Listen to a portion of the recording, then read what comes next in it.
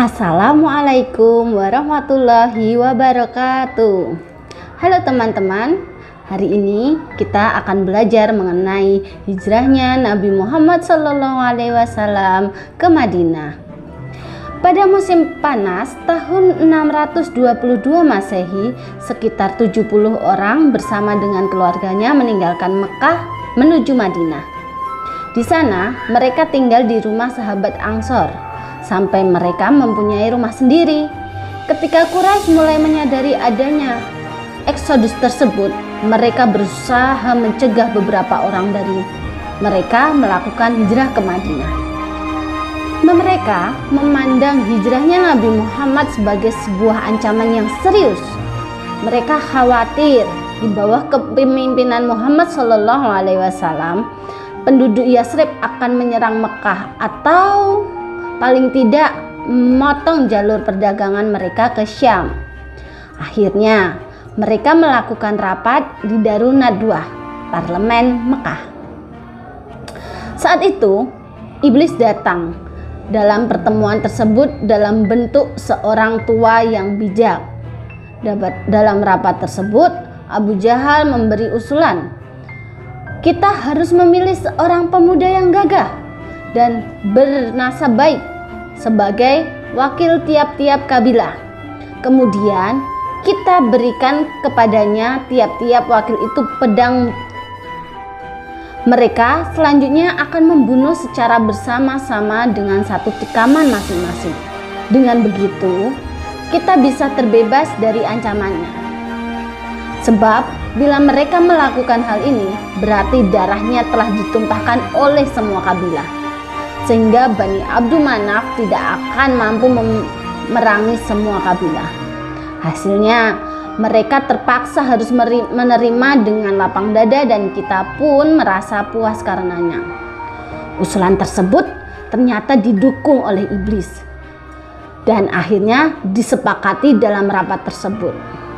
Ketika keputusan keji untuk membunuh Nabi SAW telah diambil, malaikat Jibril turun membawa wahyu yang isinya memberitahukan kepada beliau tentang persekongkolan kaum Quraisy tersebut dan atas izin Allah kepada beliau untuk hijrah dari Mekah ke Madinah. Nah, dari sinilah kita akan melihat sebab-sebab kenapa Nabi Muhammad hijrah dari Mekah ke Madinah. Sebab yang pertama adalah kondisi masyarakat Mekah. Dakwah Nabi Muhammad SAW kurang berkembang di Mekah karena penolakan kaum kafir Quraisy yang keras. Penyebab kedua, undangan dari kaum Ansor. Kaum Ansor di Madinah memberikan undangan dan menawarkan perlindungan kepada Nabi Muhammad dan pengikutnya untuk tinggal di Madinah. Dan yang paling penting, penyebab yang ketiga yang baru saja kita bilang tadi adalah perintah Allah, yaitu perintah untuk hijrah dari Mekah ke Madinah. Lalu bagaimana sih kronologinya? Nah, pada saat itu Jibril mengatakan sesuatu kepada Nabi Muhammad pada malam hijrah. Jibril menentukan waktu hijrah Nabi Muhammad dengan mengatakan, malam ini engkau jangan berbaring di tempat tidur yang biasanya. Siang harinya, di tengah terik matahari, Rasulullah SAW mendatangi Abu Bakar untuk bersama-sama menyiapkan berhijrah.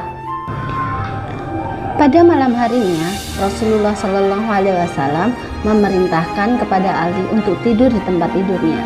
Tahukah kalian pada saat itu adalah tanggal 28 Safar. Seiring berjalannya waktu, para pembunuh utusan Quraisy telah berkumpul mengepung rumah Rasulullah. Sementara itu, Rasulullah telah berhasil keluar dan menembus barisan-barisan mereka. Beliau memungut setumpuk tanah dari Al-Batok, lalu menaburkan ke arah kepala mereka.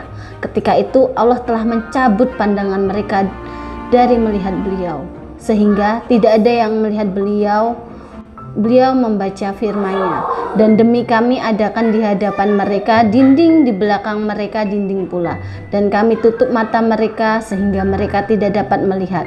Quran Surat Yasin ayat 9.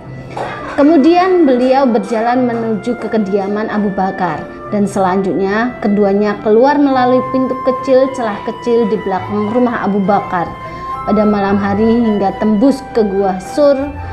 Pada saat ini mereka telah tiba di gua, dan Abu Bakar berkata, "Demi Allah, jangan engkau masuk dulu sebelum aku masuk.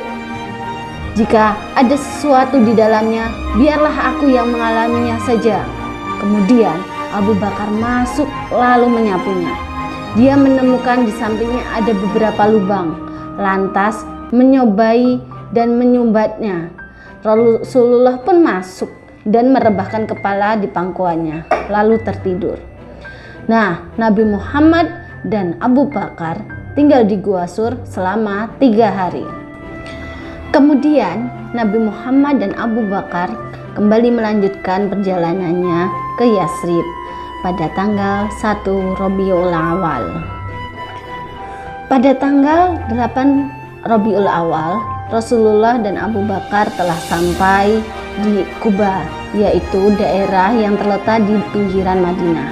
Di sana mereka menginap beberapa hari dan kemudian disusul oleh Ali bin Abi Thalib. Beliau kemudian mendirikan masjid di Quba. Inilah masjid pertama yang didirikan atas fondasi takwa setelah kenabian. Pada tanggal 12 Rabiul Awal, Nabi Muhammad beserta rombongannya tiba di Madinah. Di sana, dari perkampungan Bani Amr bin Auf terdengar takbir dan pekik kegembiraan untuk menyambut Nabi Muhammad. Sejumlah penduduk Madinah menawarkan pada Rasulullah Shallallahu Alaihi Wasallam untuk menginap di rumah mereka. Namun Nabi Muhammad memilih untanya yang akan memilih di mana ia akan menginap. Maka unta tersebut berjalan sampai akhirnya tiba di rumah Abu Ayyub, dan di sanalah kemudian dibangun Masjid Nabawi. Kemudian, apa hikmah yang dapat kita ambil dari hijrahnya Nabi Muhammad ini? Ya, yang pertama, setiap muslim hendaknya mampu menempatkan usaha dan kepasrahan kepada Allah Subhanahu wa Ta'ala dalam menghadapi suatu peristiwa. Yang kedua, perlunya keterlibatan semua kelompok dalam upaya mencapai cita-cita bersama. Dan yang ketiga, seseorang harus dapat memberi segala yang dimilikinya hingga cita-cita perjuangan Islam tercapai, tidak menanti hadiah dan imbalan atas perjuangan tersebut. Demikian, terima kasih telah belajar bersama saya. Wassalamualaikum warahmatullahi wabarakatuh.